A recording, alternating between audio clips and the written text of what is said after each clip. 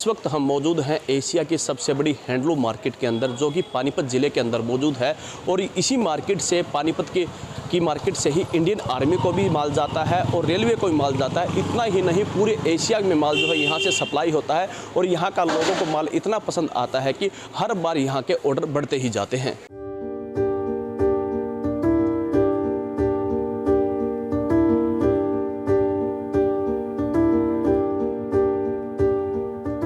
जब से हमारा देश आज़ाद हुआ और कुछ लोग पाकिस्तान से भी आए, हम लोग भी थे जिनमें, तो बहुत सारे लोग आके पानीपत के, हरियाणा के अंदर पानीपत कस्बे में बसे यहाँ आकर।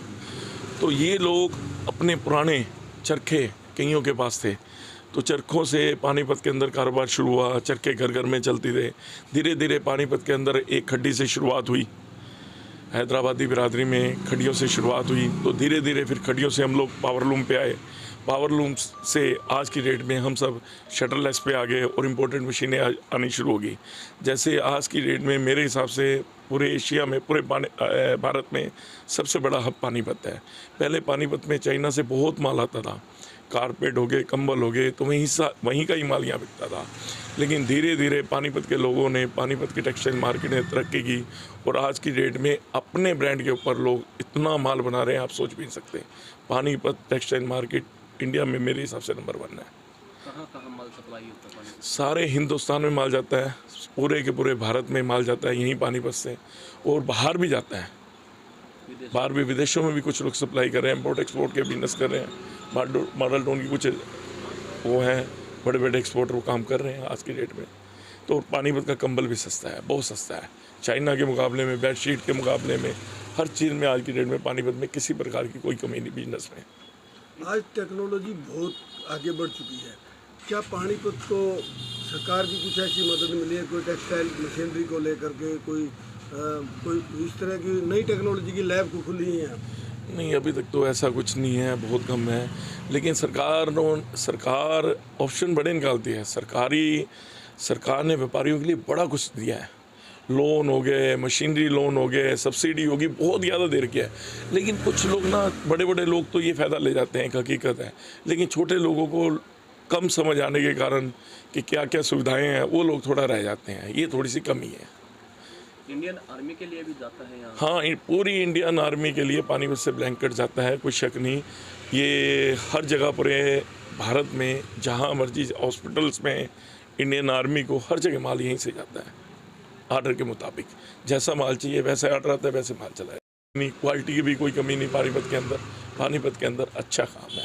हैंडलूम तो पहले हुआ करता था, अब तो ज़्यादातर मशीनों से माल बनने लगा है। लेकिन कुछ आइटमें ऐसी हैं जो एक्सपोर्ट की हैं, वो आज भी हैंडलूम से ही तैयार होती हैं और वो लगभग सभी कंट्रीज़ में पानीपत से एक्सपोर्ट होता है। और यहाँ पर काफ़ी तरह के नए यूनिट, जो चाइना पे डिपेंड था हिंदुस्तान, वो अब पानीपत में प्रोडक्ट बनने लगे हैं। जैसे कि मिंक ब्लैंकेट है, 3D बेडशीट है, फ्लैनो कंबल है, वो पानीपत का ही माल बिकने लगा है। और चाइना से इंपोर्ट जो है वो काफ़ी कम हुआ है और यहाँ की क्वालिटी भी अच्छी बन रही है। लगभग 4000 करोड़ रुपए का बिजनेस जो है वो कंबल का है और खूब अच्छे हेल्दी कंपटीशन है। ग्राहक को सस्ता माल मिलता है। अब एशिया में अगर बात करें, वर्ल्ड में बात करें, इस तरह का मतलब यहाँ पे सिनेरियो है कि विदेशी बहुत आते हैं यहाँ पे। दिल्ली नज़दीक हो गया, दिल्ली की वजह से, क्योंकि एक्सपोर्ट इंपोर्ट का बहुत बड़ा बिजनेस है। अब कुछ पहले तो कुछ आइटमें थी, अब कंबल जैसे यहाँ शुरू हुआ है तो कंबल का एक्सपोर्ट भी शुरू हो चुका है, जो कि आने वाले भविष्य में एक नई पहल है और इससे बिजनेस और बढ़ेगा। कहाँ जाता है यहाँ से? साउथ अफ्रीका वगैरह, गल्फ़ कंट्रीज़, इन सबको माल, और जो कॉटन का माल है वो तो अमेरिका, जर्मनी, ऑस्ट्रेलिया सभी जगह जाता है। रेलवे और आर्मी के को भी तो सप्लाई यहाँ से काफ़ी मशहूर है। पानीपत से रेलवे का माल भी जाता है, आर्मी को भी माल जाता है। पहले जो क्वालिटी थी, अब बढ़िया क्वालिटी का कंबल बनकर आर्मी को और रेलवे को जा रहा है। और अगर हम बात करें तो इसे कितने कितने तरह की आइटमें होंगी जो हैंडलूम से जुड़ी या टेक्सटाइल से जुड़ी, क्योंकि ऑटोमेशन हो चुका है अब तो।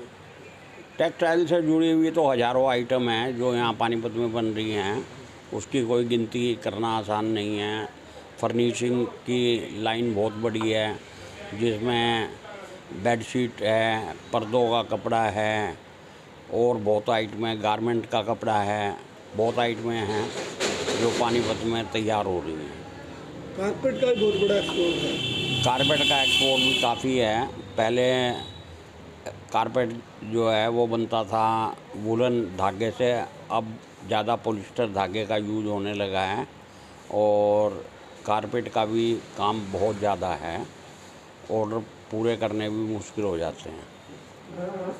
अब किस तरह की व्यवस्थाएं यहाँ पे हैं कोई बड़ी व्यवस्थाएं या कुछ और चाहिए यहाँ पे बहुत कुछ जो सरकार की तरफ से कोई राहत नहीं है, ना कोई सरकार का ध्यान है कि वो यहाँ पे जो मैन्युफैक्चरर हैं उनको कोई लाइट में रियायत हो।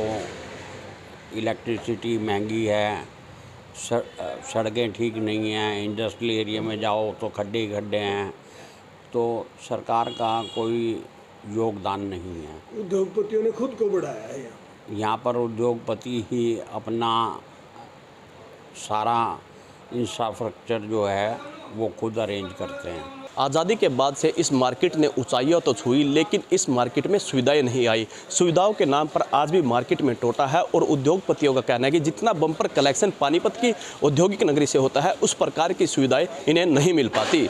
पानीपत से सुमित भारद्वाज, न्यूज़ 18।